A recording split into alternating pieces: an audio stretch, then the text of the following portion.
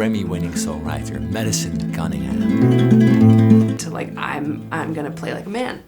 Breaking the horizon down, I left your mother's house. With an incredible and unique guitar playing style that has me hooked. The vocal phrase and then the next vocal phrase. I like that there's like a call and response. Is it C or C sharp? This is B. Oh, B even. Everyone is good at guitar now. Today we're talking tunings, intricate picking patterns, incredible guitars, and how songs get written. Now let's jump in.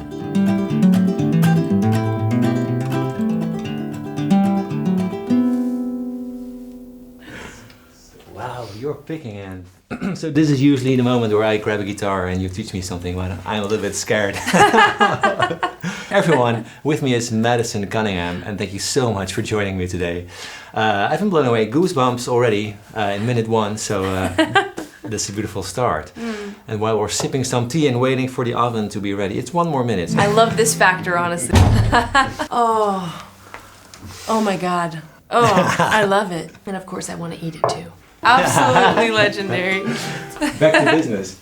Let me just grab a guitar for the sake of me feeling naked without one. I really get that. There's one moment in the show where I take off the guitar and just sing, and it is a hard bodily experience for me. Ooh, yes. I feel really exposed and like I don't know what to do with my hands, and if I try to do something, I'm like, that was fucking stupid. You know, I just like doubt it the whole time.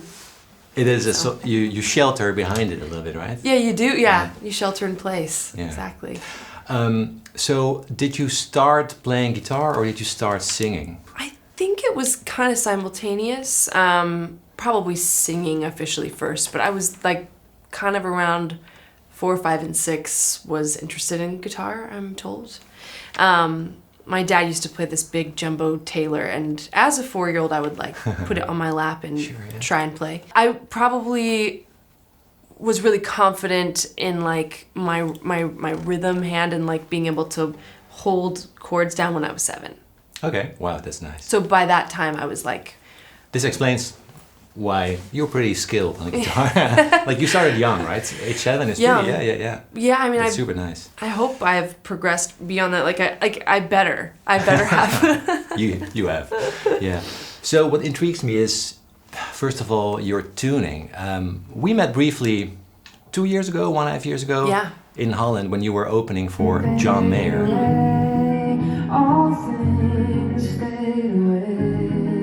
How did this happen, by the way?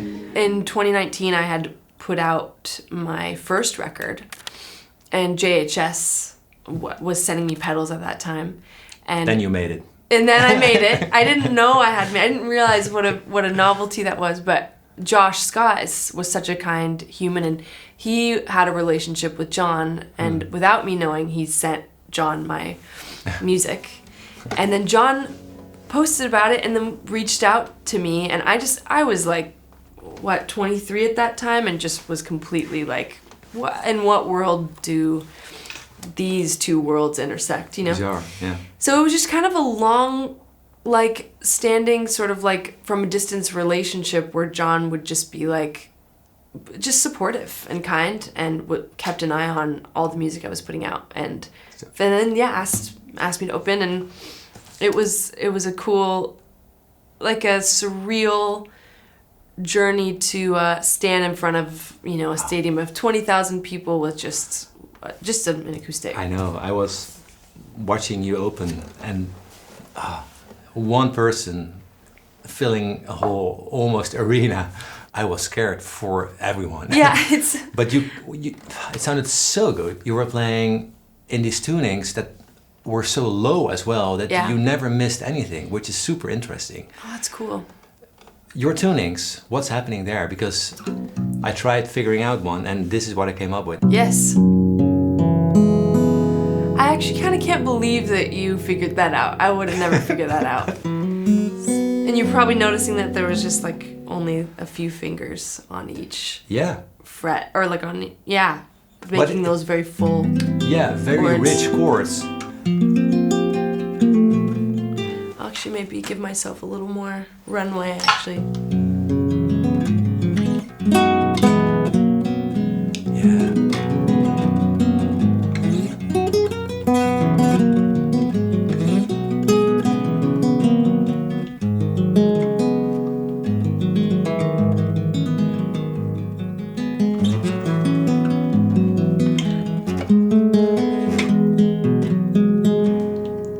this tuning, that song I just played called Wake was the song that I wrote that made that tuning make sense. I was in a Nashville blizzard and was stuck in the house I was staying in and thought like maybe now is the time to get really hot and bothered by a different tuning.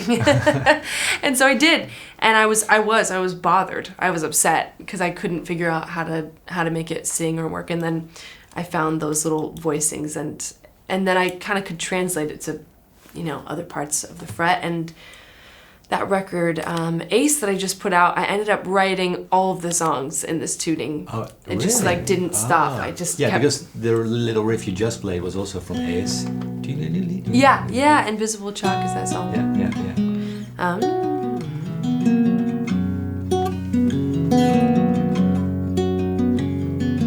It's cool. You can use it different parts of the. Let's see if I can.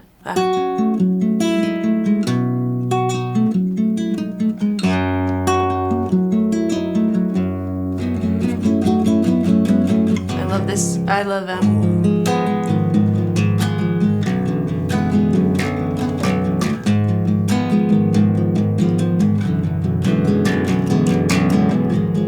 And then there's this one that I love.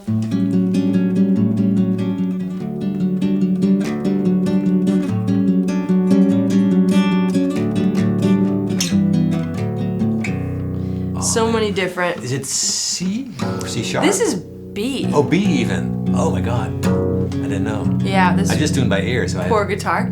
Yeah. So do you change strings or do you just go with regular strings? These strings came with the guitars, and I never changed it. So everyone watching, you can just tune your guitar to this tuning. Yeah. If you want, because these are also just the regular strings that came with Right. it. And it didn't break. No, and it's also not too loose. You have to play a little bit more gentle because if you whack it, it's like it's gonna be really jangly. Yeah. Yeah. But you need to be very. So what is the tuning? Actually, the notes. So the original tuning, I brought it down to B, but it was in C, and I think it's C, G, D, F, A, C. Okay. C, G, D, F, A, C. Yeah, that's right. Yeah, and then it's lower. Even. Yeah. Because so now it's in. why? So, why would you go to B? There was a reason. Oh, because I wrote a song in this tuning, but I wanted it to be a half step lower for your voice. For my voice, yeah. So then you stuck with this and use a capo too. This is the song.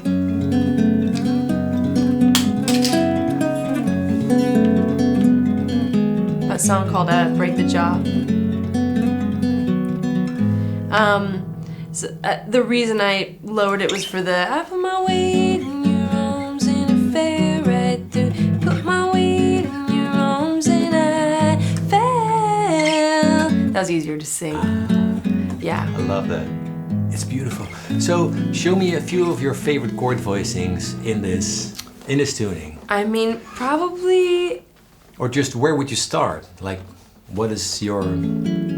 There's so many beautiful ones, but for this one song called Skeletry, I kind of use them all, like, just a barred chord. I love this one. Or...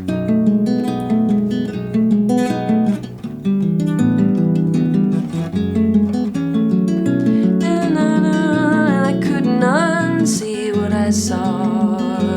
You and your London eyes, blue as a vein, free and lost, perfectly ordinary. The day I crossed that long road with your fast car coming, and then something's got to give, got to move, and then I love this one.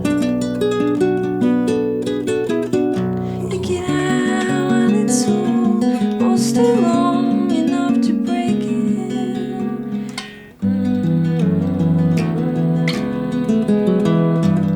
And again, all of these things are informing how these voicings and these kind of the leading tones are all the things that are informing me of where the song is going to go. It doesn't.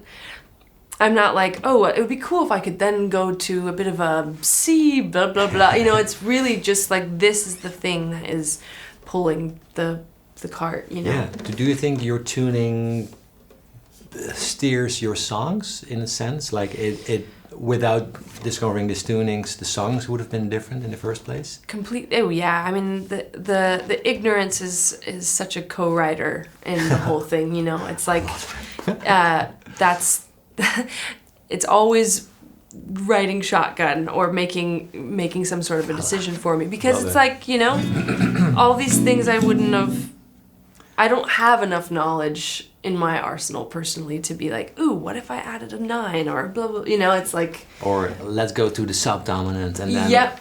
It's not like that. Okay, cool. Yeah. So the songs sound like they might be more mathy and informed than they are, but well, you often hear very sort of unconventional chord choices, and I love those surprises. I think it's very nice, and also the chords. I think I've never heard you play just any major chord without there being something. Yeah, there's always something, and that's the tuning that gives sort of this richness.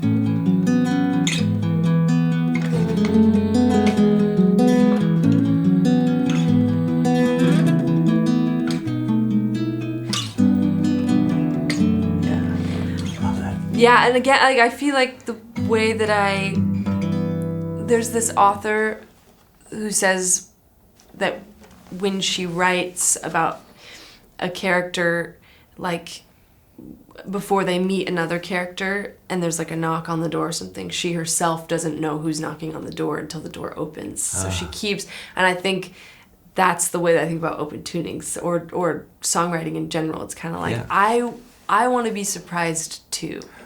I want to feel invigorated by where the song goes and not, you know. Also, yeah, I think Sting also said exactly this.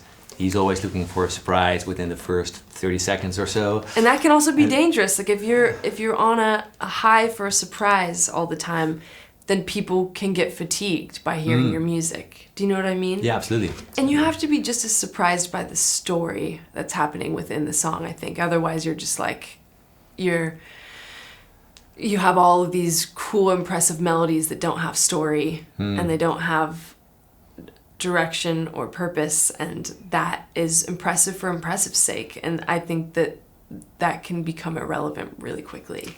Yeah, gotcha. What's also very fascinating for me is that you sing so well, but at the same time you add all these little sort of embellishments, little melodies, little noodles, like in between of your chords. You would never just play a strumming pattern. Yeah. Very basic. Where does this come from, and can you take me through a few of those little licks that you play? Sure, we could go back to Wake even. I love the idea of like learning where the space in the song is and if it needs to be filled or not, and sometimes it does and sometimes it doesn't. And I love the guitar as a character that kind of can respond to the vocal, you know? I think that's a valuable thing. Like for Wake, that song, it's such a wordy and kind of depressing subject matter of a song, and so I kind of try to leave all of the riffs out of the way of what's being said, so they kind of really just happen. Like, say that you could do me harm, I guess that's kind of one, in the safety of your arms while you rise and ride and bombs dropping. And I try to wait to go, you know, if there's something else that speaks in between, you know, the vocal phrase and then the next vocal phrase. I like that there's like a call and response between my guitar and I. It's felt like a conversation, and that's what makes me not feel alone on stage a lot of the time. Yeah. But the biggest thing is, again, learning how to not make it sound like small talk and like filling notes for the sake of filling notes in. Yeah, that's a very guitarist thing, I think. For sure. And it's tempting. The more that you learn, because that also feels like armor in a way too. You're like, if I can put up this, like, you know, impressive shield, like maybe people will respect that more and listen in more. And I think it's just the way that sound, like, you know, if you like look at a big kick drum and you go to like, you want to get the biggest sound out of it, the temptation is to hit it as hard as you can, but it's always the softest touch that makes the whole thing kind of just like bloom and sing. I try to apply that to guitar, but Wow. I've failed a lot of the time because I've been nervous, or I've been like, this is my shield and I gotta add something fancy, and it's funny how unimpactful that can be. Yeah, especially in this day and age where the limit is like raising every week. It feels like. Yeah, It's like, how do you keep YouTube up? guitarists are unbelievable. Like everyone is good at guitar now, Yeah. but it's almost like who's telling the story, and storytelling has become the most relevant, more relevant than it's ever been in some ways. And yeah, that's the most exciting part about music to me, are the songs within, and you know, that's the thing I have felt like there's always room for improvement in. I'm never gonna be the guitar player. I've like now made the choice. I'm never gonna be the guitar player that's like aiming to be the guitar player or the best or. Yeah, there is a time when we grow up and we feel like, oh yeah, I can be the best, and then there's this realization that hits, I'm not the best. Yeah, exactly. And giving up on that is actually liberation. Oh, and I've absolutely. Yeah. found like there's so much room for the other things that I value. Like you would be so disappointed if I tried to talk pedals with you right now. I would never be disappointed. I had so many people over here who played my like humongous pedal board, and they just had fun, and I love it when people just go into pedals like without any sort of idea. I love it. Without knowledge. One thing you talked about is being delicate and not being like overplaying, and that it's sometimes harder to play softer. Softer. Yeah. And your picking is so on point, so delicate yet so tight. Did you start playing with fingers, or did you use a pick from?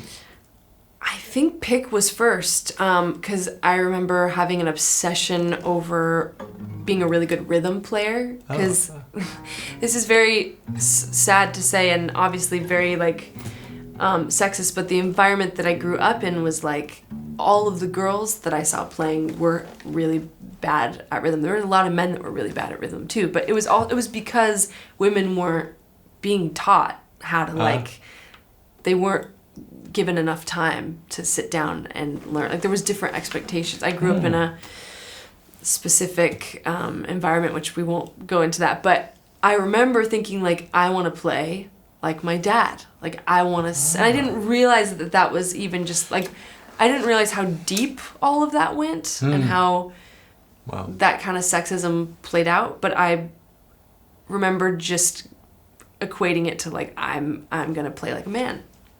And so I, as a 7-year-old to like 10-year-old, I spent so much time being like, now I believe it. Now I feel like it's stable and like the motor of the guitar. And fascinating. Yeah, so started with pick and then started getting into finger picking probably in my early teens was the transition. It's really fluent. I see a lot of your picking patterns are based on, do you know Travis picking? I mean... It's a little bit with the thumb like ding ding ding ding ding. Right. And then, yeah, like this. Oh, this is gorgeous.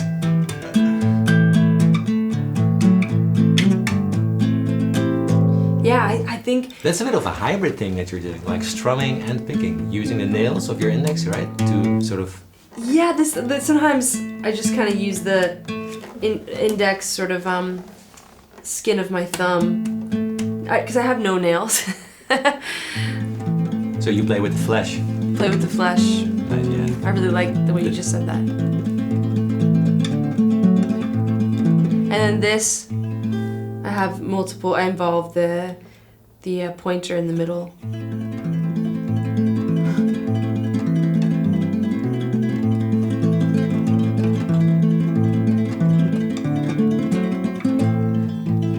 Slow down. It's oh shoot.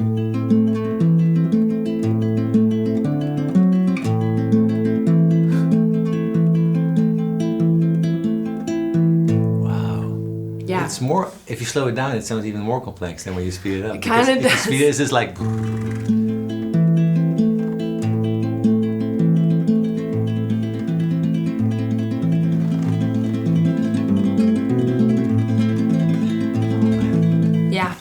That's really pretty. Yeah, thanks. I don't know what that is technically. It might. Again, this is self-thought and or self-taught, and I would do it the opposite direction. Like. Oh. I'm not saying that's better, but no, but that's your that's instinct. my instinct. Yep. Oh yeah, you got it.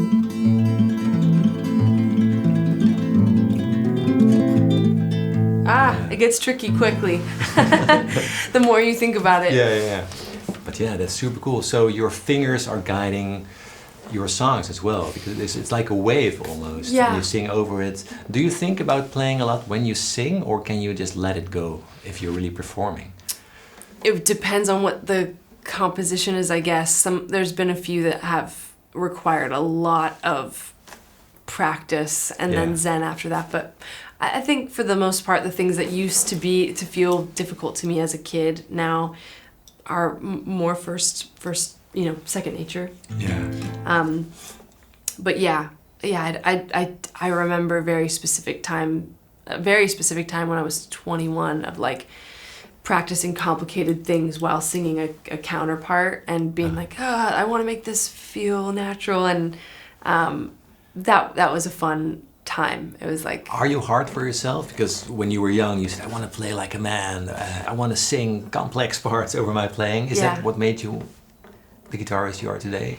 I'm definitely a recovering perfectionist, and now what I want out of guitar is like sloppiness. So I'm doing a lot of like kind of unlearning. Yeah. Wow. Is that also to balance against the AI perfection coming up? No, we need more grime and grit in our playing. I think it's just like, I love the personality and feeling in that, and one of my favorite guitar players is Neil Young. I think he just naturally has like a swagger. Yes, yeah, that's better. It's not that he's a shit guitar player in any way. Like, it's like he just has this simplicity and way of moving through it that moves me very, very deeply. And it's funny, the things that you like construct and deconstruct, like as you try to get better and deeper at an instrument, like the value system changes. So what on earth are we holding right now? What is the story of this beautiful instrument? This is a Silvertone guitar. We were just discussing, probably from the 60s or maybe even older, but back in 2020, there was just, before that even, there was a big explosion in LA of these rubber bridge guitars, which a lot of people know about them now and know that they have formed a very specific sound, but it kind of started with Blake Mills and my dear friend Tyler, and who I've made most of my records with. He ended up buying one of these, one of the first batches that Ruben from Old Style Guitar Shop started making. And during 2020, I was writing my record and I needed some inspiration, and he lent this to me, and we kind of just formed a bond, me and this guitar. And Tyler knew, he saw it, and he just kind of said like, she's yours. She chose you. Oh, wow. And so I've had That's cool. I've had it and traveled with it, and it's a super fragile instrument. Probably shouldn't be traveling with it, but it's just you can't really replicate. I've heard people try, and I'm going to say this is probably one of the best sounding ones that I think exists. Yeah. Because usually you would plug it in, right? Or would you also play this acoustically? I wouldn't probably. I would always plug it in, just because. You want to plug it in? Oh, sure. Yeah, just so we have some nice. I would just record. Oh, that's a beautiful pedal board.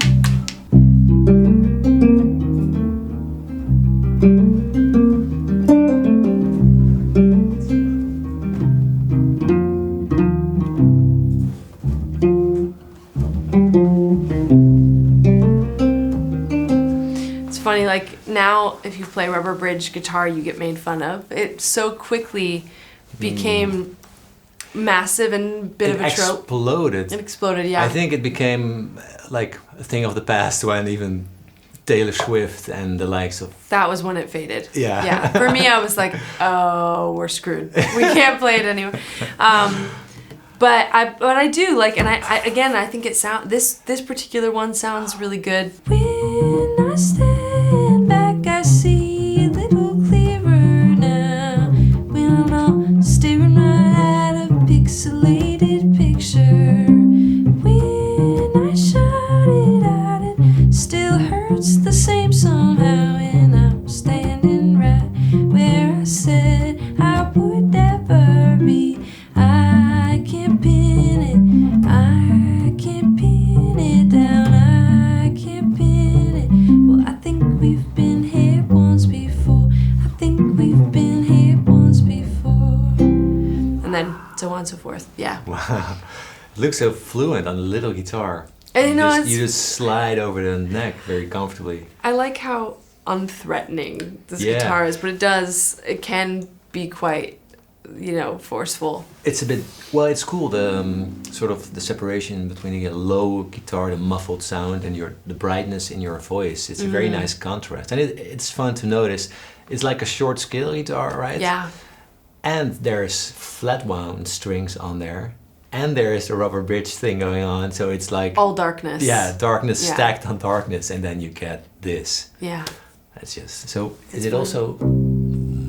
What's the... How do you tune this guitar usually? The same? This is just C standard, actually. Oh, C standard. Yeah. Okay. So it's just basically a half step above a baritone. These strings really need love.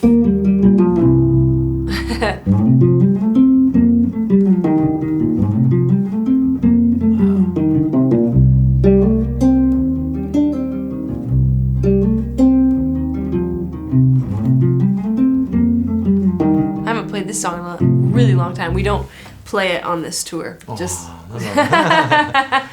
song Beyond That Moon isn't standard as well, actually, now that I think about it. It's just I'll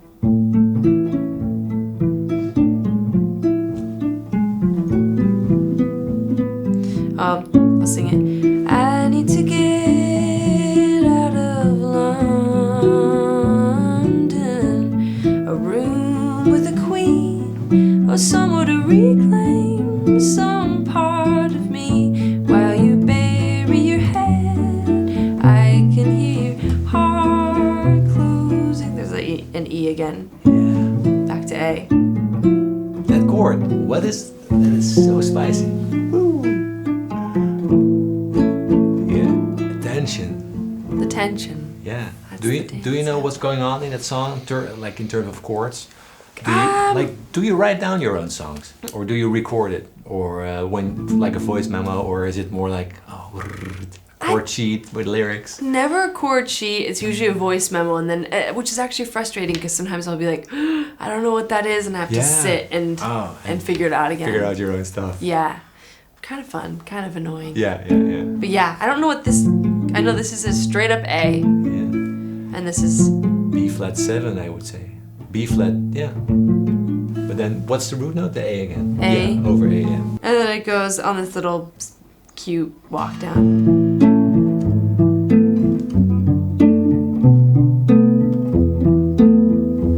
Back to the same thing.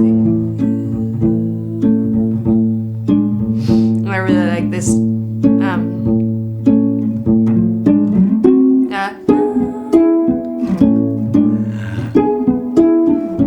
Anyway, that's basically I've decided I'm gonna just be in standard for the next year because there's so many beautiful things. It is still, it's underrated. How does it work when you write music? Do you just like move around your fingers till it sounds good, or are you open to making mistakes, like going,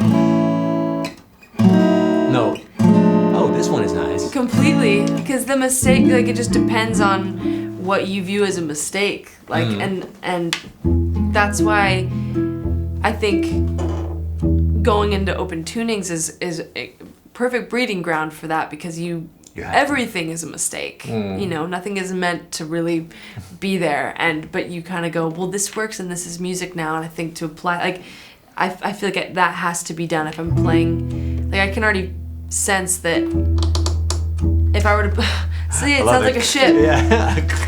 But so much work. But if like I hear just a straight up E, I feel like, oh, that's not enough, so I'd probably do something like. Yeah.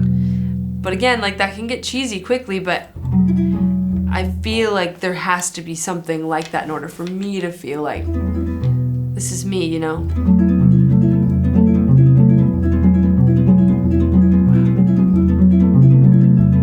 There's a song, what is it? Oh, this was my favorite phase of my young adulthood, which was figuring out these chords.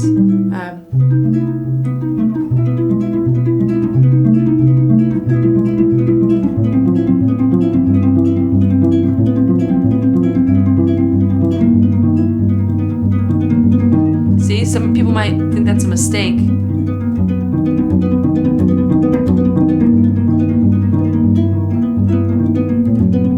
But it's so cool how like you're always one note away from the right note.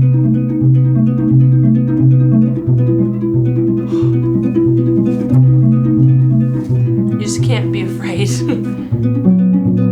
No.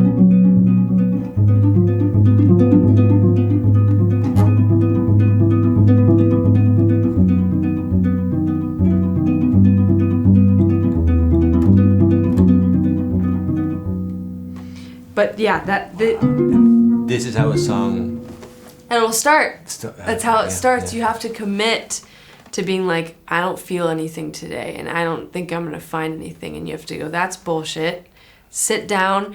Like I'm pretty rigorous with timers. So because I don't like to be on the hook for a full day, it's too much pressure. Yeah. So I'll go, you can be on the hook for 60 minutes, and like everything shuts off just for that amount of time. That's it. Oh, really? And usually I get hooked though, so then something will happen in those 60 minutes that I'm like, wait, that's crazy and that's awesome. Yeah, I want it to works. finish this. And you get excited, but the catch is you do have to stop by the time the timer goes off. Not for the day, but for a chunk of time, so that you get excited about climbing back in. It's almost like having a bunch of episodes of a TV series that you love and you could binge it all at once, but the beauty is when you're not able to and you have to like go work and do something else, because you just get incredibly excited to come back. So that's what I try to keep in practice when I'm writing. We didn't even discuss picks yet. Oh, right. Do you still have some time left? Yeah, I got a pick. You got What's your favorite pick? Oh, I'll show Here you. we go. This is gonna be. It's the most unimpressive thing. It's a Jim Dunlop black 1mm. It's got ridges. Okay, nice. And it's really basic bitch stuff, you know? But it's like the right grade for me and... Yeah, 1mm is pretty thick for, like, let's say acoustic strumming. It's very thick. It's more for the attack and the... Can I just see? But it does tonally sound the way I want it to sound, you know? You chose this pick because of the sound, really? I mean, not really. I didn't think about it like that. I felt like it's the feel. Yeah, it felt really sturdy in my hands. Yeah.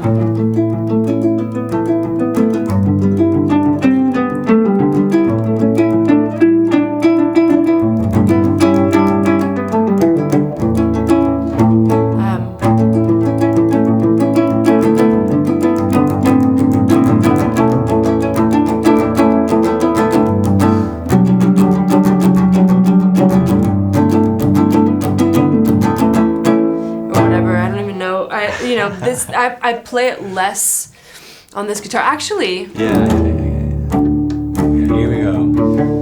Race Against the Machine.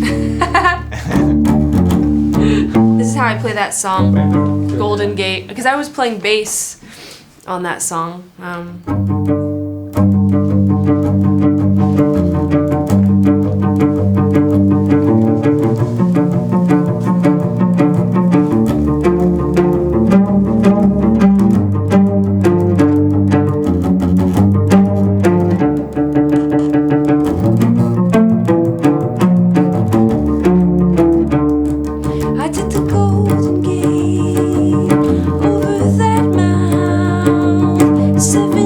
See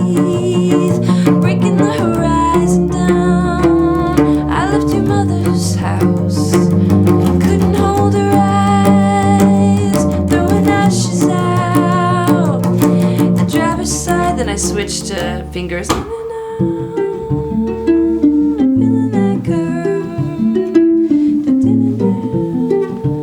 think that's why I like this pick, because there's more teeth, but there isn't a crazy tonal difference.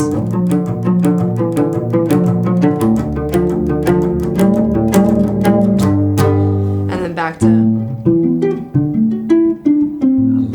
It speaks volumes about your finger picking, because you say it doesn't change much. When you play with the fingers, there's so much more body.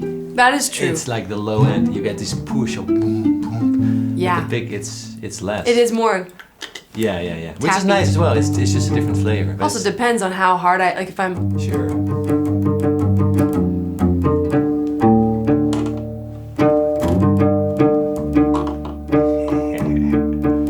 Silvertone. But earlier I was just...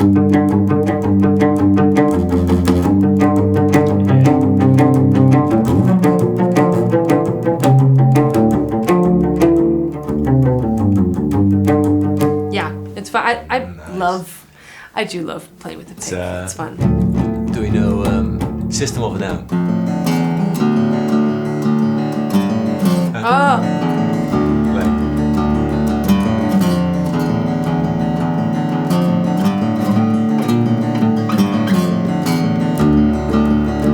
I don't. Wait, that's.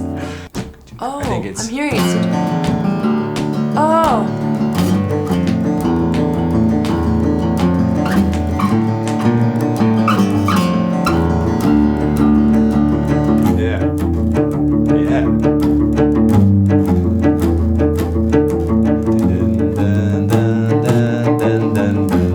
That's it.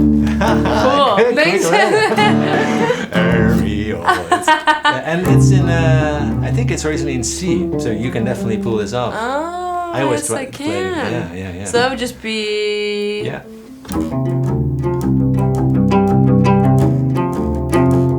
So cool. Something like that, yeah. Aerials by Madison Cunningham. Just play it without knowing it. I love it. That's so good. Inspiring. Yeah. Fun. But your picking technique, it's you always play very arpeggiated. Like, take me through this. Like, is there a song you can show, maybe even on the nylon again? Where Yeah, that's actually the perfect. Well, I love 6/8 and 3/4. That's like, I would prefer to be there all the time, but there's a part where it goes. Sorry about that.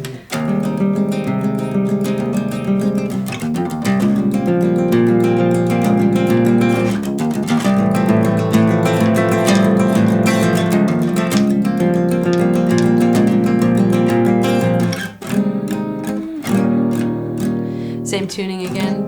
But yeah, I like that. I just love that instead of going there's such a difference.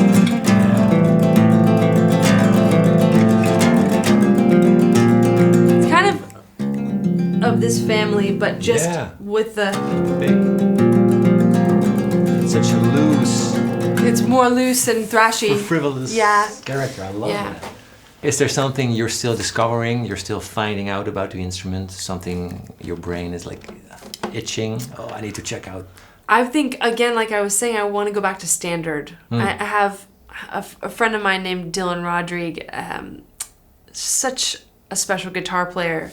And in the last couple of years, like, he's always been a good guitar player, but like his playing is just like so deep because he just relentlessly is like learning songs and writing and like stretching himself in standard. And it's just, I played with him a couple months ago and it made me realize like, oh, I want to be in this zone and know it like he does. Yeah. We always need influences like this to push us like further, right? So I hate it and I love it. Like, oh my God. Yeah, please stop. I just want to bake bread. Yeah. That's my day today. Thank you so much, Madison. It's been a pleasure hearing you play, hearing you sing, doing it both at the same time. I'm jealous, and I'm gonna see you play tonight. Yay! Oh, awesome! Yeah, Thanks The Hague. Yeah. thanks for having me. This is really, really delightful. And everyone watching, Madison Cunningham, new record, Ace, is beautiful, but all the other records are great too. So Thank you. whatever, you can not go wrong. Check it Choose out. your poison. Yeah. Bye bye. Bye.